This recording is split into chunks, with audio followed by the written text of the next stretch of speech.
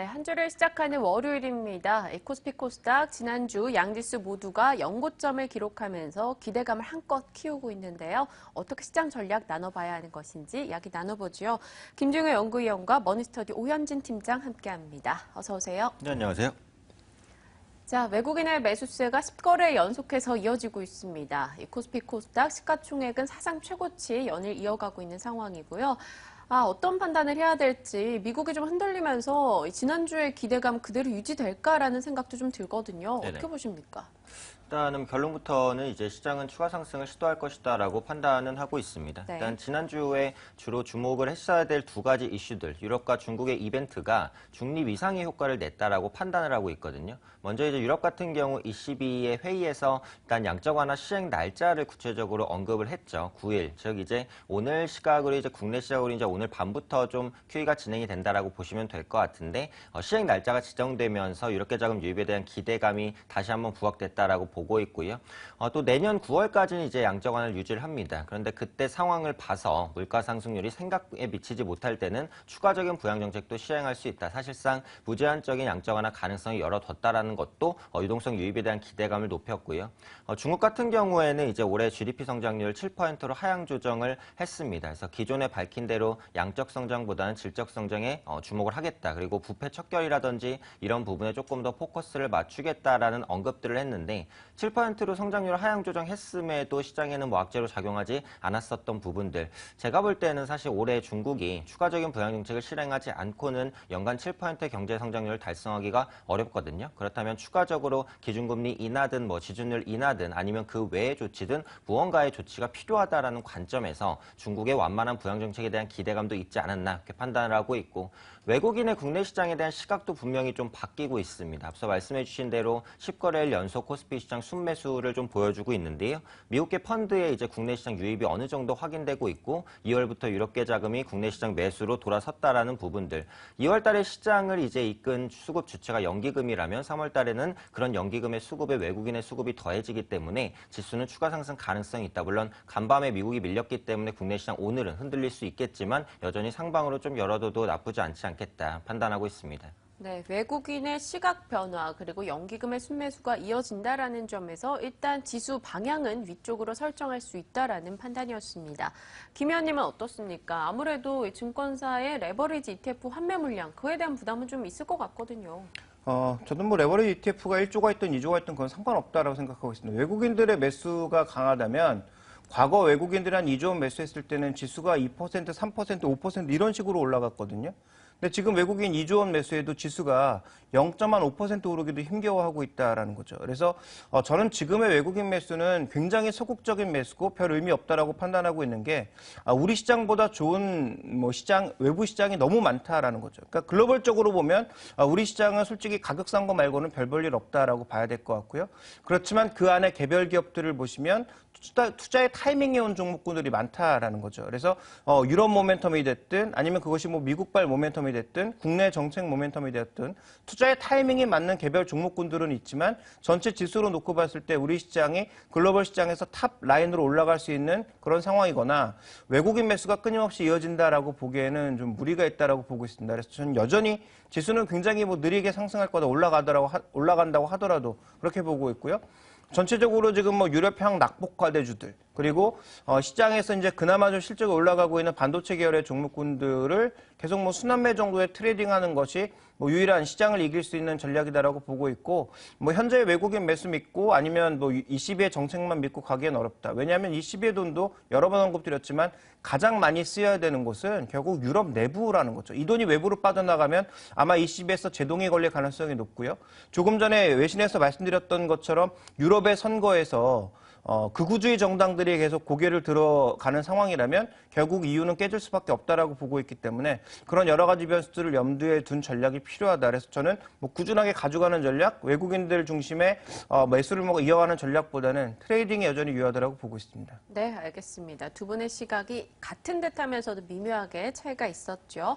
자, 종목으로 초점을 맞춰볼게요. 일단 시장에서는 이 수급을 좀 긍정적으로 보는 것인지 증권주가 움직임을 보이기 시작했습니다. 올해 연초부터 좋은 탄력을 기록을 하고 있는데요. 이 증권사들이 이익 개선 기대감이 좀 반영이 되는 듯해요. 이 구조 개혁도 좀 많았었고요. 현재 뭐 거래 대금도 증가하면서 모멘텀이 되는 요소가 좀 보이는 것 같습니다. 네, 그래서 지수가 상승하면서 증권사도 역시 이익 개선에 대한 기대감이 좀 부각이 됐다라고 보시면 되는데 지수가 올라가면 증권 업종은 뭐 무조건 올라갈 수밖에는 없어요. 뭐 100만 원짜리 주식을 사고 팔 때와 120만 원짜리 사고 팔 때 뭐 수수료 수익이 당연히 다릅니다. 그런 관점에서 지수가 올라가면 또 거래 대금이 또 회복되고 이런 부분들은 증권사의 브로커리지 수익에 도움이 된다라고 보시면 되고 또 코스닥 같은 경우 워낙에 또 화랑장이 펼쳐지면서 개인 투자자분들의 이제 매매 횟수 증가하고 있거든요. 이런 부분들은 회전율 상승으로 이어지기 때문에 역시 브로커리지 수익에 도움이 된다라고 보고 있습니다. 그래서 추가적으로는 이제 펀드나 ELS 등의 상품 판매도 회복을 보여주고 있습니다. 역시 지수가 올라가니까 개인 투자자분들의 증시에 대한 관심이 높아지고 있는 부분들, 예탁금이 증가하고 있다는 소식들 계속해서 나오고 있고 증권업종 다만 단기간에 급등했기 때문에 가격적인 부담이 있습니다만 저는 지수의 상방을 좀 열어두고 있는 상황이기 때문에 증권주도 추가 반등이 가능하지 않을까 판단하고 있고요. 탑픽으로는 키움증권을 말씀드리도록 하겠습니다. 아무래도 브로커리지 회복에 따라서 가장 큰 수혜를 입을 수 있는 종목이다라고 판단을 하고 있고 최근에 핀테크에 대한 모멘텀이 부각되고 있죠. 인터은행 진출을 하는데 키움증권 같은 경우에 온라인에서의 노하우도 갖고 있다라고 보고 있고 개인 투자자의 데이터베이스도 상당 부분 확보하고 있다라고 판단을 하고 있기 때문에 인터은행 구체적인 청사진이 그려진다면 추가 상승 반등 모멘텀 충분히 나올 수 있겠다 판단하고 있습니다. 네, 올해 초 키움증권이 4만 원대였는데 현재는 8만 원, 7만 원권까지 앞두고 있는 상황입니다. 현재 추가 탄력은 좀 더 가능하다라는 판단 내려주셨네요. 종목 이야기 태양광주로 조금 더 이어가 볼게요. OCI나 신선솔라에너지, 하나케미칼 등의 종목이 이 중국발 기대감 속에 연일 강세입니다. 추가 탄력 가능한지 좀 단기적으로 많이 올라서 부담스러운 자리이기도 합니다.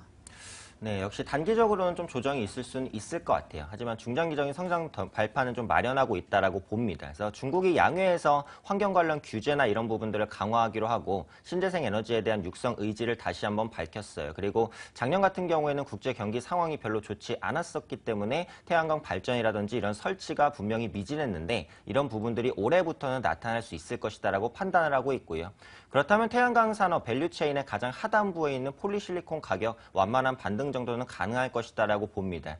현재 킬로그램당 18달러에서 20달러 수준에서 움직이고 있는데 일각에는 25달러까지 올라갈 수 있을 것이다라는 전망이 있죠. 거기까지 올라가지 않더라도 어쨌든 바닥은 쳤다라는 관점에서 태양광 업종들의 완만한 실적 개선은 가능할 것으로 보이고요.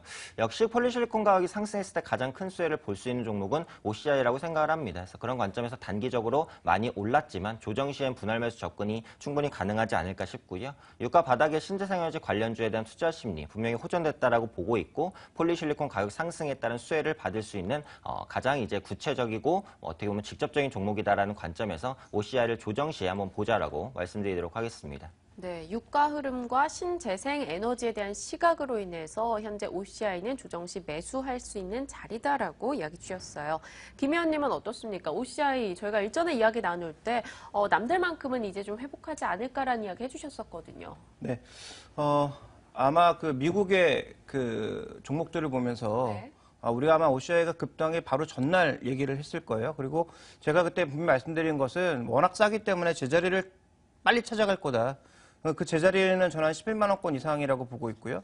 지금 11만 원 충분히 돌파한 만큼 제자리까지는 찾아왔다라는 거죠. 그럼 제자리 왔는데 제자리에서 더 가려면 이제부터 호재성 재료가 있어야 된다.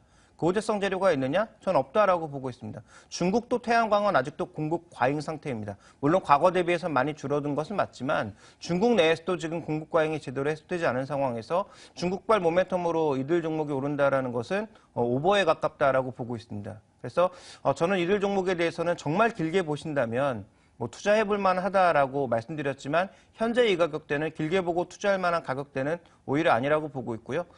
결론적으로는 전문가 얘기인 것 같은데 좀 조정을 이용해서 아주 장기적인 시각의 투자가 필요하다. 제가 얘기하는 장기적인 시각은 적어도 2년 이상의 장기적인 시각이 필요하다라고 보고 있습니다. 네, 알겠습니다. 또 이제 이번 주 각종 이벤트가 많이 예정되어 있는 만큼 전략을 세워봐야 될 텐데요. 좀 간략하게 핵심 전략과 유망주 소개해 주시죠. 네. 일단은 국내 증시에 대해서 긍정적인 시각을 열어두는 이유는 글로벌 위험자산 선호 현상이 지금 좀 나타나고 있다고 보기 때문이에요. 그래서 금값을 비롯한 안전자산에 대한 선호 심리가 조금 약해졌고, 신흥국 채권이라든지 미국의 국채 자금도 국채에서 회사채로 이동하는 모습들이라든지 이런 부분들의 리스크온이 발생했다라고 보기 때문에 국내 증시 상단을 조금 더 열어둬도 좋지 않을까 싶고요. 이번 주 금토일 같은 경우에 이제 소수 의견 제시 여부를 좀 확인해야 될 것 같습니다. 금리는 2%로 동결될 것 같은데 이나에 대한 소수 의견이 나온다면 역시 보험이나 은행 업종엔 추가적인 타격이 될 수 있기 때문에 이런 업종은 여전히 주의가 필요하다라고 말씀드리고 싶고요.